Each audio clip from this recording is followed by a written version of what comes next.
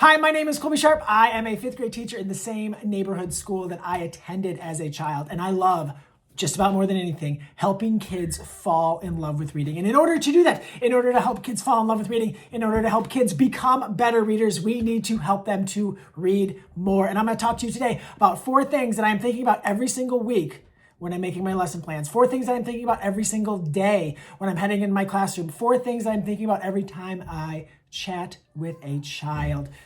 Because helping kids to read more makes everything else so much better. And that's the goal, right?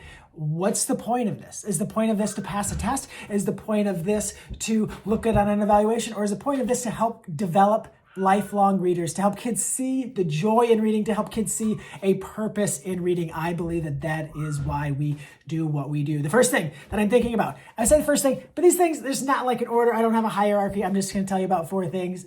One thing that we can do to help kids fall in love with reading is to give them as much time as possible to read. We've all seen the charts. The kids who read 20 minutes a day are doing this well as reading and on the scores and tests and all of the reading metrics that we use. And the kids who don't read do go down here, right? But are we giving them every single possible second in school that we can to read? I think that is something that we can always think about. Can we always give them just a few minutes more? Are there pockets in our day that we can make a little bit smaller so that we can make that reading chunk a little bit bigger? Because it makes all the difference. And I know you want your kids to read at home. I want my kids to read at home. I cannot make a child read at home. I cannot control what they do outside of our classroom. But the number one thing that we can do to help them read more outside of school is to give them time to read inside of school. Because if they are reading a book that they love so much, they're going to want to know what happens next. They're going to continue to read it at home. So that's, for me, huge. Time spent reading. I develop my day, my lesson plans, the structure of our day. The most important thing is time spent reading. The more time we let them read, the more they will read. The more they read, the better readers they will become. Time. Number 2, access to books. We need to surround them with tons of books that they want to read. New books. We need to be adding new books throughout the year. We need to be taking them to the school library. We need to help them find ways to get to the public library. We need to help them to find great books, to try different books, to just be flooded with all sorts of different books. If we only surround them with one type of book, if we only surround them with books that we think that they should be reading in the grade that we teach, if we only surround them by the books that we think are best for them, we are going to fail them and they are not going to read more. We have to fill our classrooms with books. We have to fill our school libraries with books. And we need to let kids just be drowning in books. And we're there with a boat so that they don't sink. And we help them. So access to books is so important. My friend Donald Miller wrote an entire book, Game Changer Book Access for All Kids, about this topic because access is huge. And I think that as we're moving to this time where we're thinking a lot more about the parts of reading, and like science of reading is kind of like taking over every conversation. I'm not here to talk plus or minus on science of reading. That's not my department. You can go talk to the people way more experienced on that topic than me and more knowledgeable. But if we aren't focused on filling them with books and surrounding them with books and having that access, like, what does it matter what skills that we teach them and how many main ideas they can identify in a informational piece?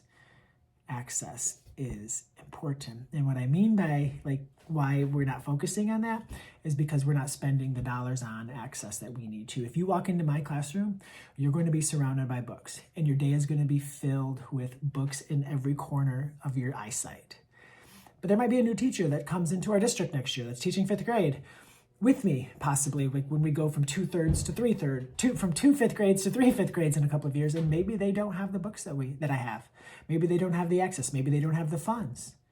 Like, that kid is at a disadvantage because they aren't surrounded by as many books. So we need to use our curriculum dollars in the district. We need to use our building funds in the district. We need to use fundraiser money in our district so that teachers and librarians, that burden is off of them, and that we can give kids the access that they need to be successful.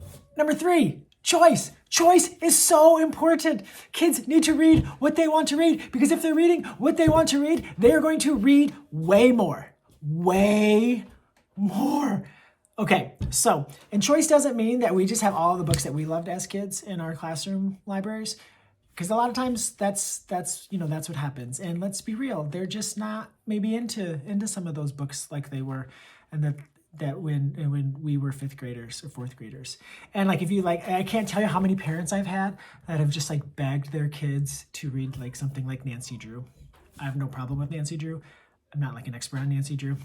But like, your kid is reading a ton, like leave them alone. Like, I get that you want them to read what you loved. I get it, right? Like, I encourage kids to read Hatchet. But it's not about us. It's not about the books that we want them to read. It's not like us like trying to give them a choice and like, do you want to read Nancy Drew or the Boxcar Children? We need to give them the opportunity to read what they want to read. And if you want them to read like certain types of books, or like we want them to be, right, well-rounded readers, if we give them lots of choice and lots of time, they're just naturally going to try different things. And we can share other things with them. We can book talk other things with them. We can sit them next to kids who love a different genre, a different type of books. And that's going to lead to them trying new things. So much of my time is spent trying to help kids discover other books that they might love. Not to make them read other things because I need to check it off a list, or make them read other things because I think that their life is going to be better if they read it. Because a lot of times, if we're really annoyingly pushing them to read other things or forcing them out of reading what they want to read, then they're not going to read. And if they're not going to read, then they're not going to get any better, and they're not going to have the joy in it, and they're not going to see the value in it. They're going to see it as something that we own as school. And we do not want reading to be a school thing. We want reading to be a kid thing, an adult thing, a human being thing. And one way that we can make sure that reading is something that they have ownership on is if we give them choice in what they're reading. My kids read a lot of graphic novels. My 5th graders read a lot of graphic novels. And those same 5th graders also read a lot of informational books, and a lot of poetry books, and a lot of realistic fiction books. Now, does that mean that they're going to read like exactly the same amount of books in every genre? Nope. They might read 57 graphic novels this year, 4 realistic fiction, 6 poetry, 12 informationals, and 3 historical fictions. Holy crap. You could take away the 47 graphic novels and they still read a ton.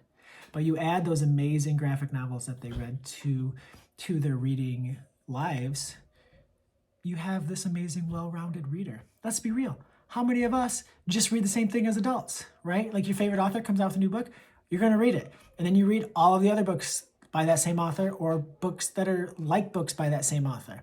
So we are the same way. Kids, like, having preferences in their choices is a good thing, because that's what readers do.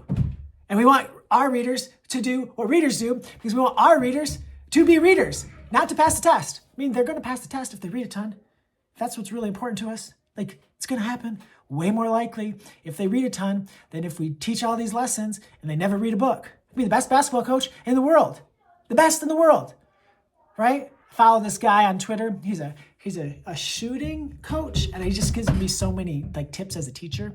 Like, I just like am inspired by his work and the way that he supports his students that he's, I guess, clients, whatever you want to call them, in their shooting. But he can teach them, right, like the beef, like bend your L, like balance, eyes on target, elbow in, follow through. You know, the whole acronym that we were all taught as kids to shoot hoops. But if they don't take the shots, they're not going to make the baskets in the games. So if your kids aren't taking the shots, if they're not reading the books, it doesn't matter. It doesn't matter, because it's not the point. School wasn't created so we could pass tests. School wasn't created so people could make a bunch of money off our kids. School was created to help prepare our kids for life, to help give them the solid foundation to live the best life possible. And I think one of the things that we can do to help give the kids those opportunities is choice in what they read. I'm so excited. Let's go. Number 4, I think we're on 4. I think this is the last one that I have for you today, is community. Community is king or queen. It's just really important, okay? We live in a classroom for 7 hours a day, 180 days a year. I don't really know how long we're in school. But it's magical because it's filled with kids and grown up that love reading. And we talk about books, and kids book talk books, and kids pass books from one kid to another. And when a new book comes out, they are so excited and they can't wait to read it or be the first one to read it and then pass it to someone else. And they love reading with each other. I mean, think about it. Think about like a classroom of independent reading. Teacher is, bouncing from kid to kid or group to group, reading with kids, giving them little nudges, little tips, teaching them little things. And 20 plus kids are all reading together. There's never really going to be a spot in their lives where they're surrounded by that many people reading at once. It's kind of would be weird, right? If you walked into a room and like 25 people, adults were just like reading quietly. It'd be kind of magical. But we've created this community in our classroom, and I'm sure you're doing the same with the readers that you serve, that helps kids to read more. And I think that when we can give them time, access, choice, and community, magical things, special things, remarkable things can happen, not only in our classrooms, but more importantly, in the lives of those kids that are part of that. So thank you for when you are doing your work, when you were planning your weeks, when you were planning your lessons, when you were sitting with kids, for thinking about time, access, choice, and community. I'll be making more videos about this whole reading more thing that I'm obsessed with right now, and time and access and community and choice. Thank you for what you do for kids. Thank you for helping them to grow as readers. My name is Colby Sharp. I hope you have an awesome-tastic day.